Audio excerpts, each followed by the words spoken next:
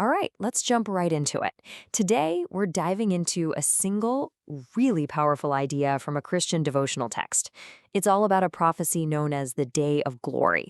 This is a vision of the second coming of Christ, and we're going to break down what it means and, why it's such a big deal for believers. So everything we're exploring really stems from this one line in the Gospel of Matthew. And you can feel the weight of those words, right? Power and great glory. This isn't just some quiet prediction. The language is meant to paint a picture that's dramatic, it's epic, and it's totally awe-inspiring. This verse right here sets the stage for everything else. Okay, so let's get into it. What exactly is this glorious return supposed to look like? The text really starts to unpack the meaning of this prophecy for us. At its core, the Day of Glory is pretty straightforward. It's the second coming of Christ.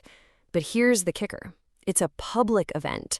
We're not talking about a secret or something only a few people get to see.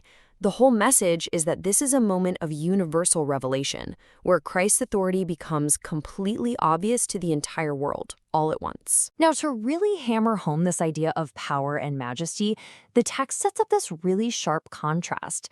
It's all about comparing this prophesied return to Christ's first time on earth. And this comparison is absolutely central to the whole message. The first coming, as it's presented, is a story of humility, of relative obscurity. But the second coming, it's the total opposite.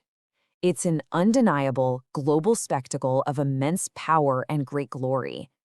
It's a huge theological pivot, really, from a humble birth to a majestic, conquering return. The source really doubles down on the sheer scale of this thing. This is not some local event or private vision. The text is crystal clear. It's a singular, global moment. In the words of the scripture itself, every eye will see him. Period. Okay, so that's the big picture. But if you're a believer reading this, what does this epic prophecy mean for you personally? Well, the text argues that it's basically the ultimate fulfillment of your entire faith. For a believer, this day is framed as the ultimate payoff. It's the moment all their hope is finally realized.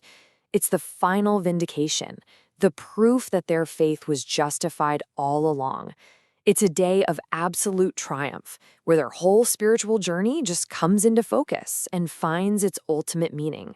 But here's where things get really practical. This isn't just about some far-off prophecy. The text connects this huge vision directly to the reader's daily life. It turns it into a very clear call to action. And the process is broken down into 3 pretty straightforward steps. First, meditate on the glory of this return. Really think about it. Second, let that vision actually shape how you act every single day.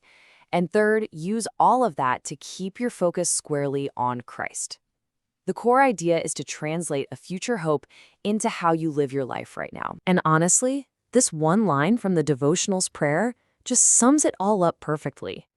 It's an appeal to live each day in light of that return. So the goal isn't just to sit around and wait for something to happen, but to make that very anticipation the central focus of your life today. And finally, this belief system isn't just a personal thing. It actually fosters a tangible global community. And the devotional itself, which actually comes from Nigeria, gives us a fascinating real-world example of this faith in action. So check this out. This is that call to action in practice. The devotional invites readers to join a synchronized 1-hour prayer group. So you have people in Nigeria, the US, Canada, and the UK all praying together at the same time, all connected by this single message. It's a pretty powerful example of how a shared belief can create a coordinated global community in our modern world. So what's the ultimate takeaway here?